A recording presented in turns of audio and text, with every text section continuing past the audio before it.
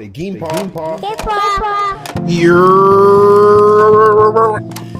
What is good, guys? How y'all doing? So here we are in the backstage.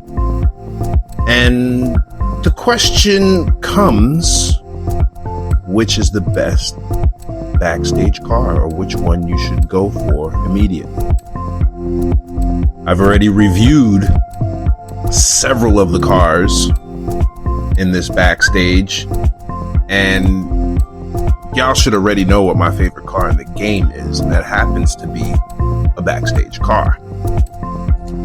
You should already know what I think is the best off-roader car. That's a backstage car. And you should already know what my dream car was when I was little. That is also a backstage car. To answer those questions, if you haven't been tapped in, it's the Lucid, the Hilux, and the McLaren F1. But for this episode, I just thought I would randomly pick one and test it. So I settled on the Ferrari F75. The Ferrari 575 Maranello. I have two of them. One of them fully stock, and one of them try-harded. So let's get into the stock one and see what it's like. In stock form, is this worth the backstage purchase? Now, from looks alone, maybe? Because this isn't the particular design. Now the inside, I must say, it's nice. Even though that shifter is a little small, the car is nice. It sounds good. I like the hood scoop a lot, but the overall design of the car doesn't stand out from many other cars. Because to be perfectly honest, it looks like an M4, it looks like an Aston Martin, it looks like a BRZ. I mean, it's a similar shape to many cars that have been released, but it's still a Ferrari. And this rear-wheel drive Ferrari, which is common with Ferraris, it handles very well. It handles very well for a rear-wheel drive car. Ferrari and Porsche might be about the top of the list for rear-wheel drive cars that handle really, really good. Mustangs might be at the opposite end of the spectrum, or American Muscle might be at the opposite end of the spectrum for rear-wheel drive cars. So let's go in here and let's tune this purist.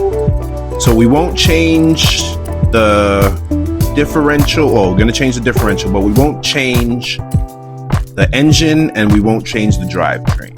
We'll just stack everything on top of those and tune it and see what we come up with. See how it is. See how it behaves. See how it rocks out. And the thing with the tuning that I'm doing now, aside from the gearing, everything else is going to be the same for the next level of tune. Well, actually, I probably won't do the next level of tune. I'll probably just jump into the car I already have try-harded. But as far as this one goes, this isn't bad. Stock, bone stock, it's not bad at all. Is it worth the Backstage Pass purchase? Nah. And the crazy thing is, this is one of the cars that I was missing for a very, very long time. And when I got it, I was very excited. And in that same week, I won one in the wheel spin. Forza never fails in that way. You know, you could be searching for a car and missing the car for a long, long time. When you do finally get it, it's like the most common car ever now all of a sudden. But yeah, end of rant. Yeah, this car it's actually pretty good. Not quite worth the backstage purchase yet. But to be fair, let's go grab the try-hard version and see how that works. compared to this one, because it gets a nod for handling.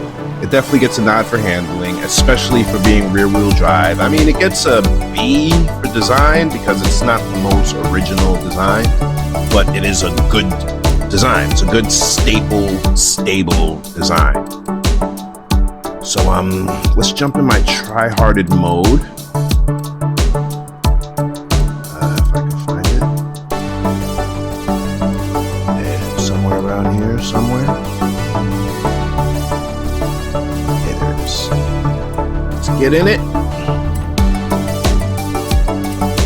Let's see how it is. Okay, so off the bat, I mean, it's got significantly more power. Now it's four-wheel drive or all-wheel drive. I don't know how this game really does that. Yeah, let's not take the highway again. I'm tired of showing you guys the same roads over and over and over again. I understand it's a test, and tests should be fairly fluid. You know, they should be. You should have something that's consistent in your testing. And for me, that was the routes that I take in marathon, obviously. That's the race that it's easiest for me to test how good a car is. That is the race right there, because I've done it so much that I can tell on what turns these cars are, you know, performing well or not performing well. But in general, I could say this car, okay, this car is, it's surgical. It's surgical. The car is surgical. So I have no complaints about the handling. In try-hard mode, is it worth the Backstage Pass purchase? And I'm gonna say it entirely depends on how important handling is to you, because the car doesn't have the greatest top speed, doesn't have the greatest acceleration, but it's got incredible handling. Instead of going to one of the festival spots, I decided to just come to one of the houses, you know. And maybe this is the best time to take a thumbnail. Reset the damage. Now I don't know why the damage didn't reset when I did it, and I didn't know why get in car didn't work when I did it. Maybe I need new control. We'll get to that later. But yeah.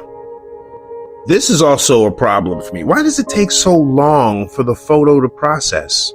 I never knew that, but there you go. There's your thumbnail. So let's go in here and let's make sure I have everything on the car.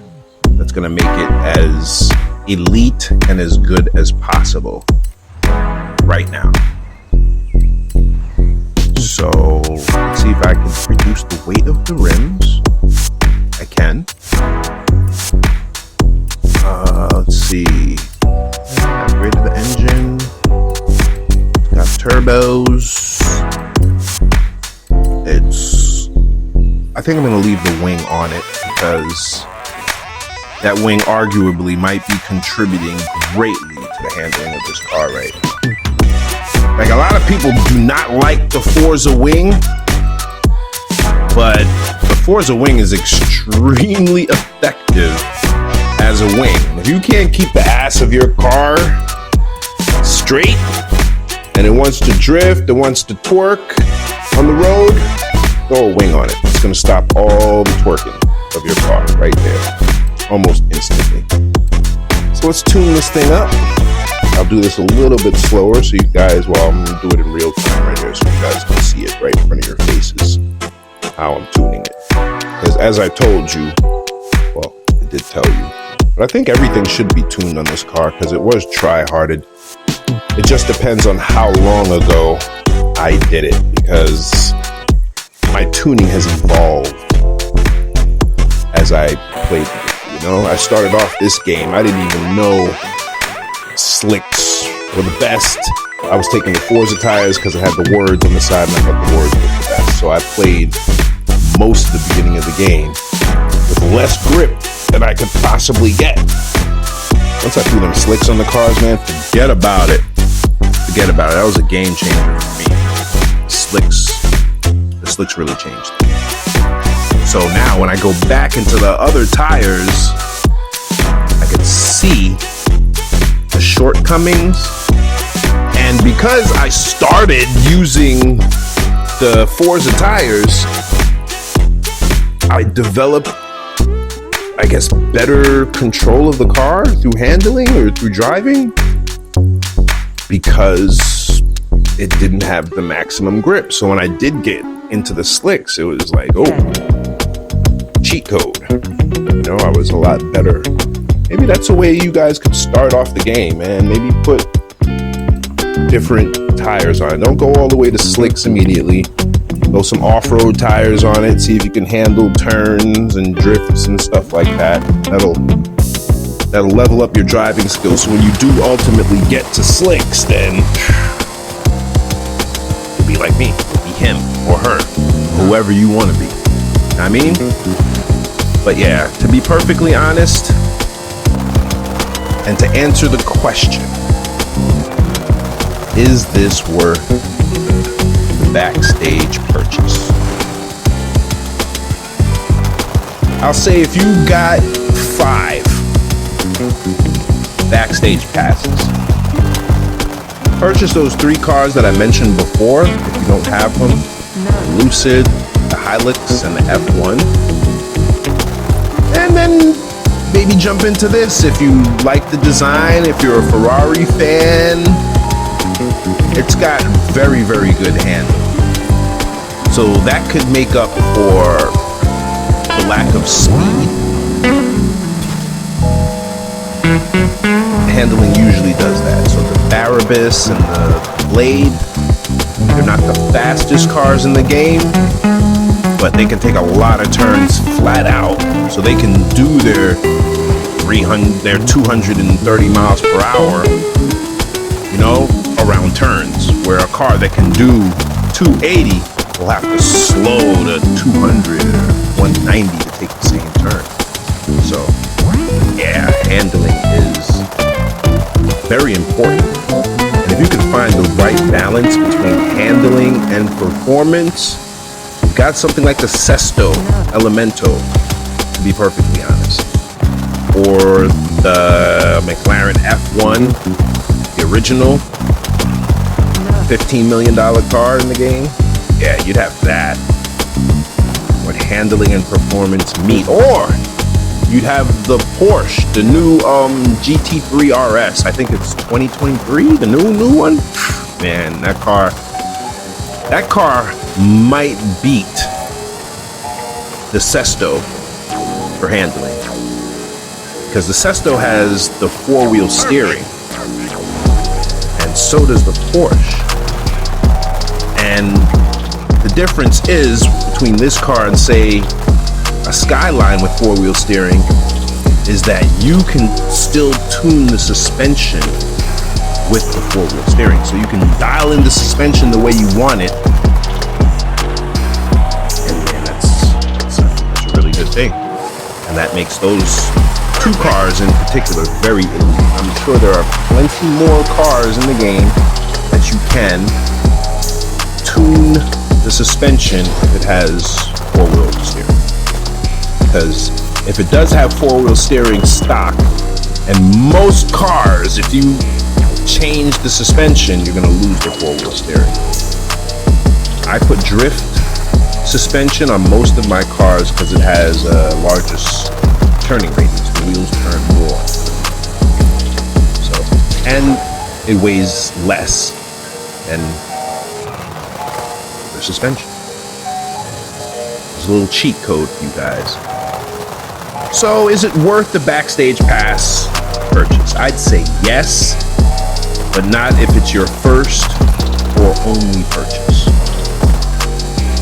I think the Lucid or the Hilux should be your very first purchase, because the Lucid to me is one of the most versatile cars in the game, and that electric torque is, it's unmatched, man. The electric torque, like when you slow down, you hit the gas, you turn corner, just to have that power, just to always be in your optimal gear and the optimal range and, you know, the right RPMs, all that good stuff.